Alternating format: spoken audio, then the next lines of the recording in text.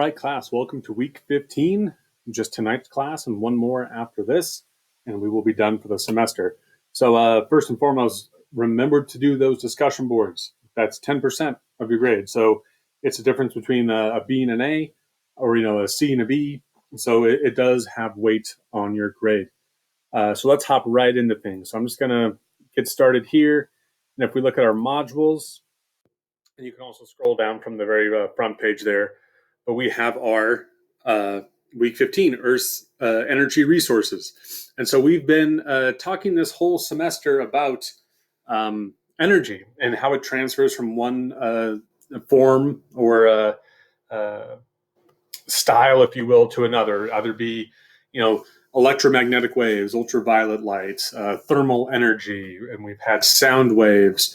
And so now we want to sort of, because some people are going to be continuing on with me next semester in the Earth Science class. So we're going to look at Earth's energy resources and how some of the things that we've already studied relate to that. So here's our discussion board. Very straightforward, as we always do. You're going to recognize this video. It's going to be implemented in your CK12 work as well. So it's a nice short, about 4.5-minute video.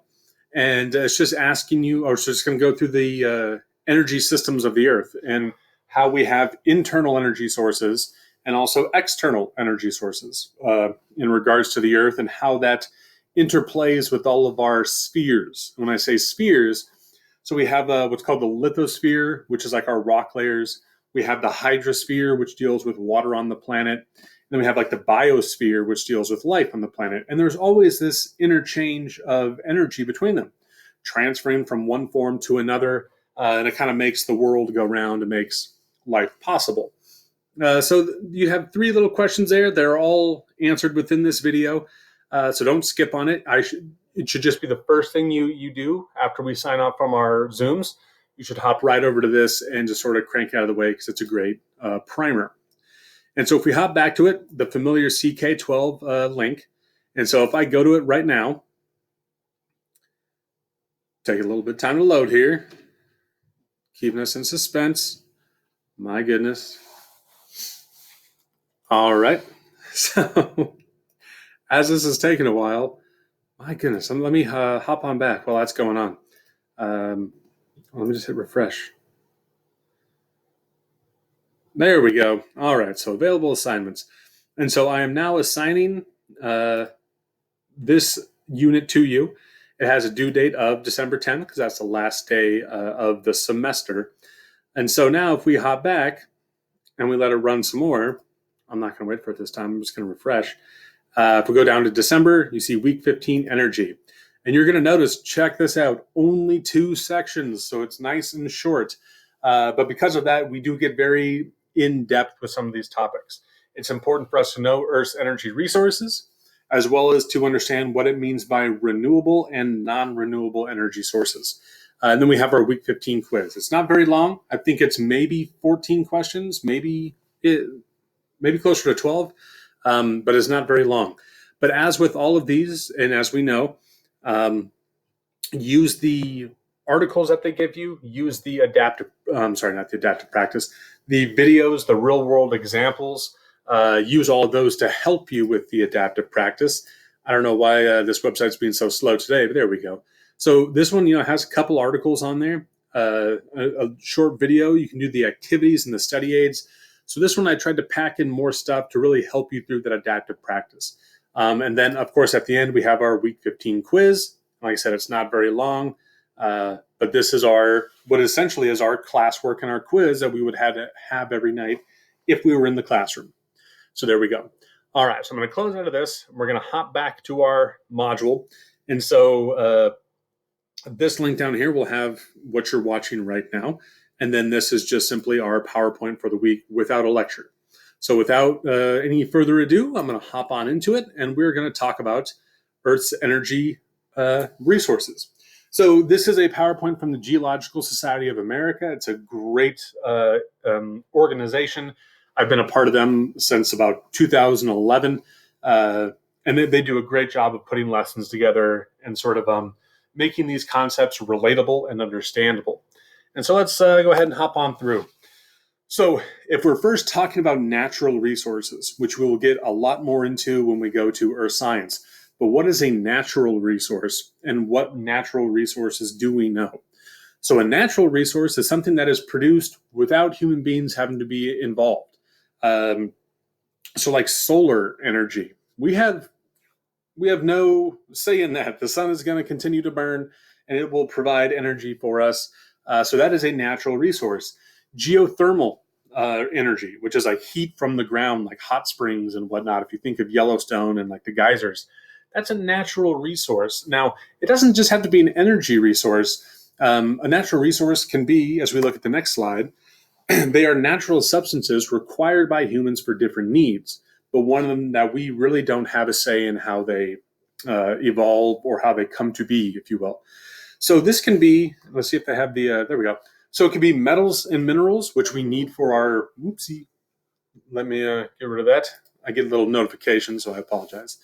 But so the metals and minerals, these form naturally within the earth, but they're very important for us for everyday industry, like construction industry needs like limestone and different materials for either construction or concrete or decorations. If you think of countertops that are like granite, or marble, those are the resources we're getting them from.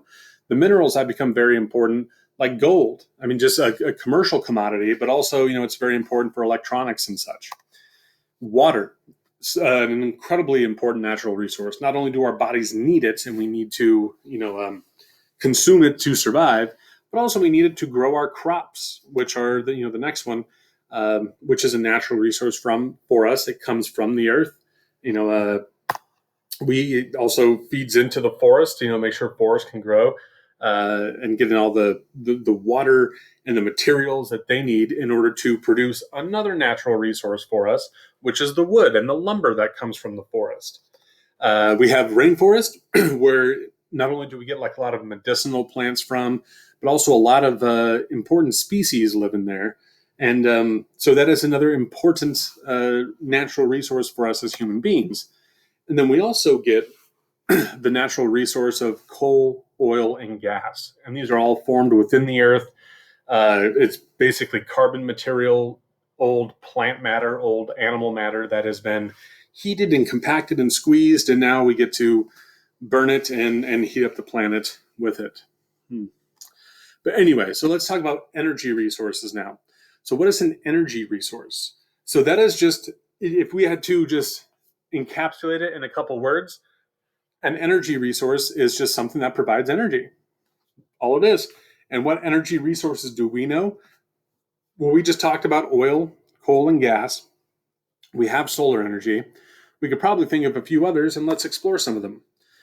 So a natural resource such as oil, gas, coal, wood, wind, sunlight, and waves can be used to produce energy. So all of those can produce energy for us.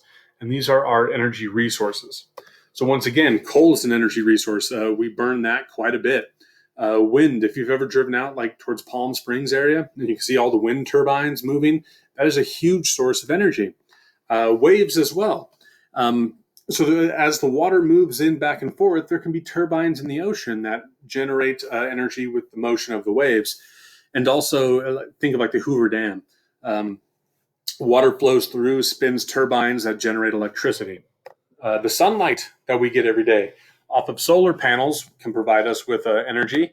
And then also the deep drilling for oil and gas, which is not the best thing to do, but it is a source of energy for us.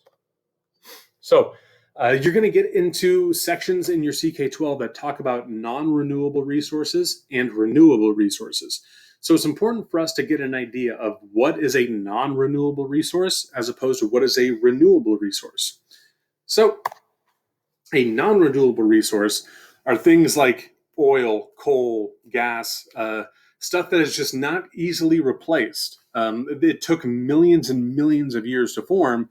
And so as we extract it from the ground and use it, we can't just replenish it. It would take millions and millions and millions of years for it to sort of regenerate, and it would need the decaying plant and animal matter in order to create those energy resources.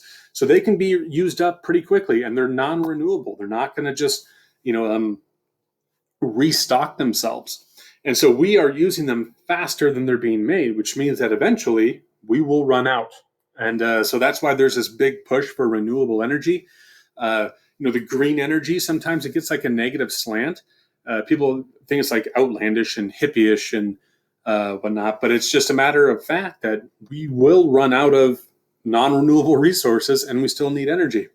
So a renewable energy source is something like wind, sunlight, waves, solar, biofuel, which comes from turning corn into ethanol.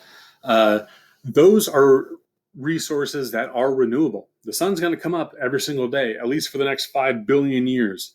The wind will not stop. The wind is based off of differential heating of the earth, and that is always going to happen because our earth is tilted at 23.5 degrees. And then, so those sources of energy can be replaced, and they can be replaced very easily. The sun is going to come up, the wind is going to blow, the waves are going to come in and out. And if we can harness energy from those sources, then we can have an inexhaustible supply of clean energy. So with our non-renewables, it's natural gas, coal, nuclear power, which is surprisingly, of all the four that are on here right now, nuclear power is the cleanest non-renewable energy resource. But once again, these are all stuff that require almost like a burning of the material, and they'll have nasty byproducts. So like with nuclear power, you do get like radioactive water and radioactive waste that you have to dispose of somehow. With oil, natural gas, and coal, when you burn these things, you release massive amounts of CO2 into the air. CO2 being carbon dioxide, which is a greenhouse gas. And what greenhouse gases do is they are bound so tightly, they have such strong bonds that they need a ton of energy to break apart. So they can hold in a lot of energy before they break apart. And if you remember just from last week, heat is energy. Energy is heat.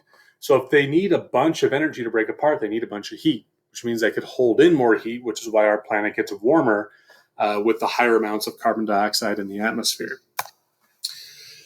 So oil and gas formation, how they are made, if you will. So Earth's crude oil and natural gas is formed from marine plants and animals that died millions of years ago.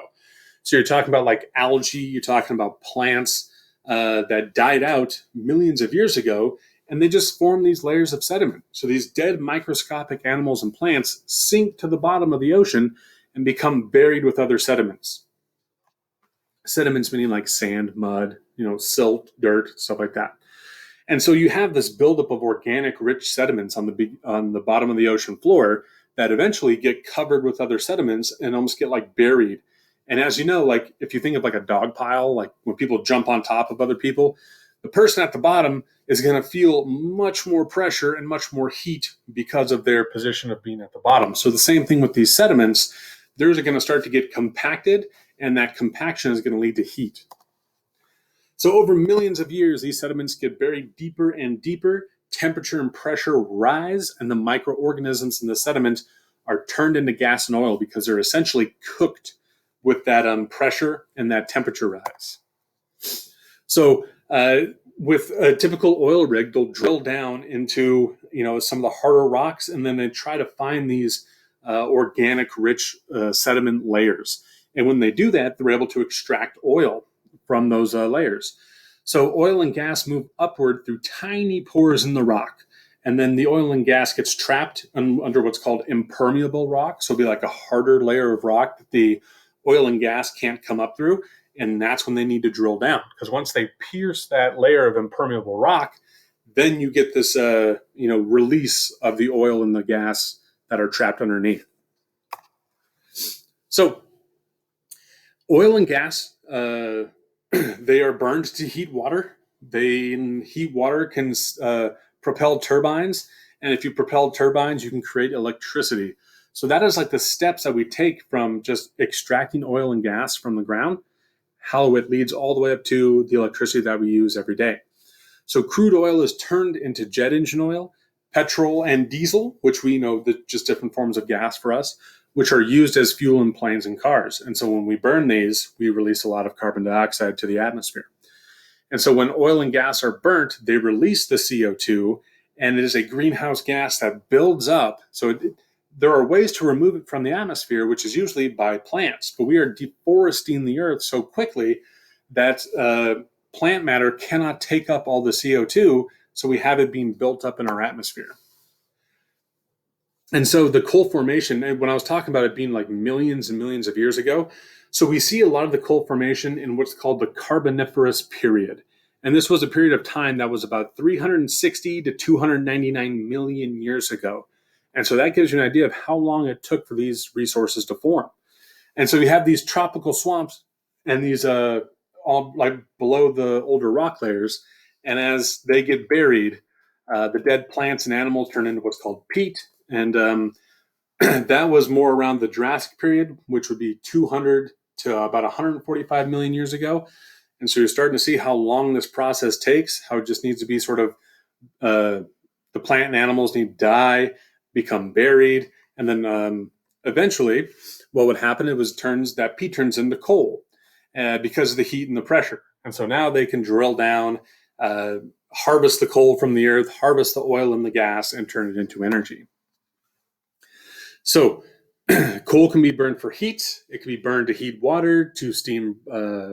The steam can propel the turbines, and once again, we get our electricity. So the reason that this is used so much, even though it's so bad for our planet, is it's cheap, and there's lots of it. So when coal is burnt, once again, it releases a ton of carbon dioxide and also sulfur dioxide and nitrogen dioxide into the atmosphere. And all those contribute to not only global warming, but also what's called acid rain.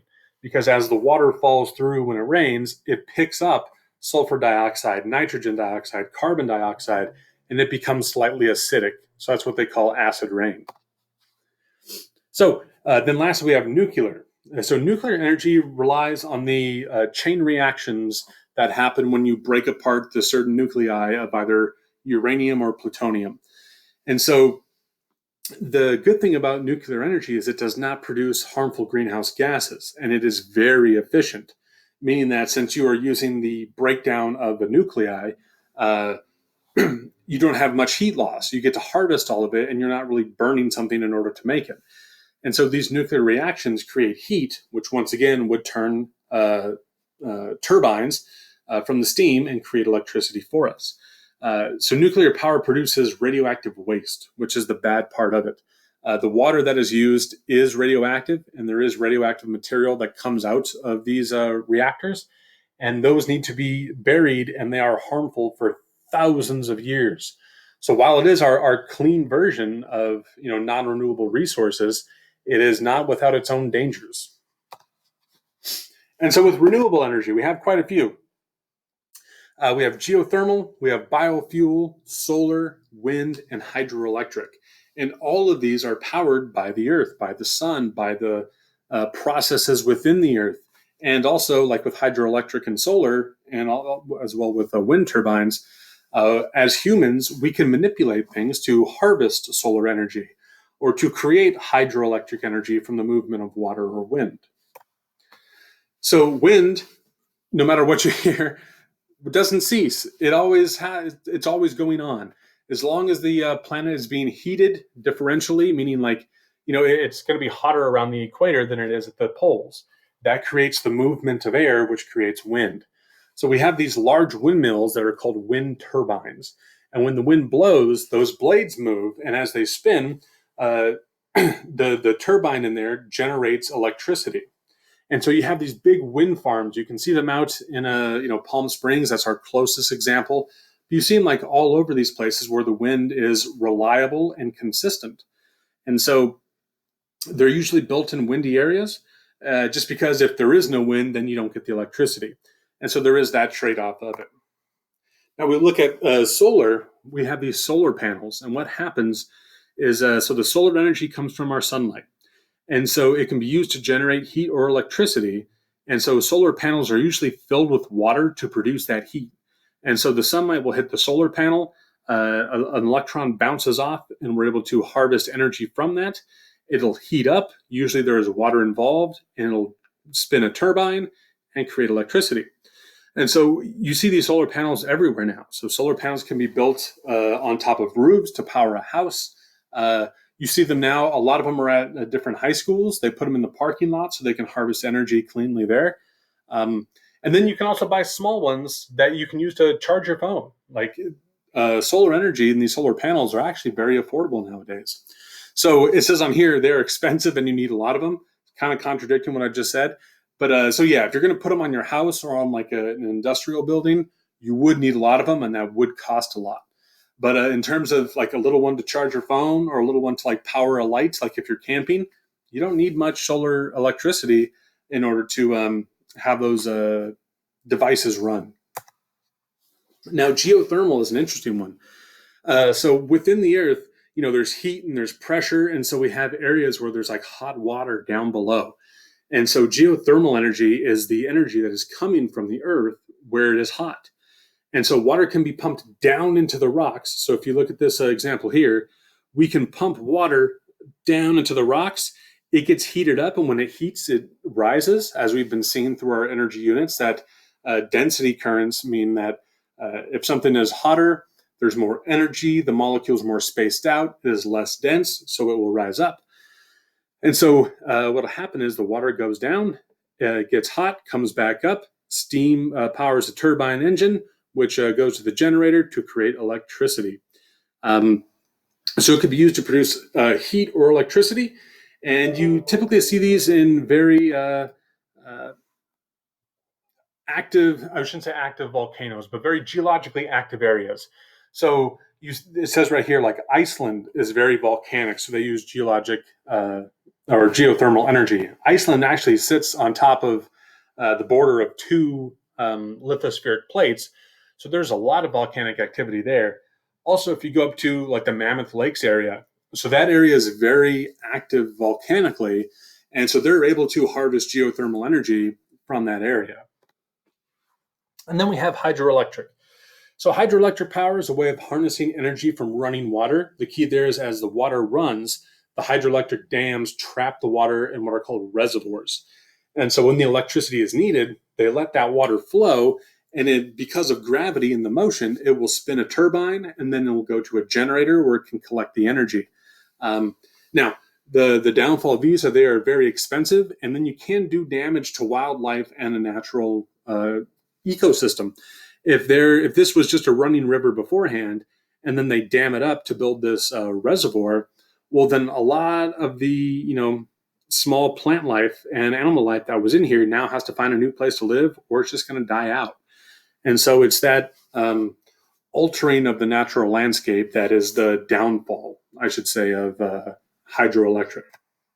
Now, biofuel is a very cool one. They're made from crops like corn. Corn is a huge biofuel. So ideally, they should be carbon neutral, meaning that they don't give off more carbon dioxide than they take in. But fossil fuels are sometimes used in the production of biofuels. So it's almost this weird trade-off of using dirty energy to get clean energy. And so you really have to look at the trade-off there, whether or not it's truly worth it. So that makes them not carbon neutral, meaning that they are producing more CO2 than they are taking from the atmosphere. So crops for biofuels can be used to feed people instead. And so that is one of the big issues with biofuels is maybe we shouldn't be turning them into fuel, but actually feeding people who are hungry and need food. And it's hard to argue against that. So that is the end of our lecture. I tried to make it nice and short and sweet. You will find a lot of this stuff in your CK12 unit as well. I look forward to seeing you during class. And keep in mind, we are just about at the end here. So have a great night and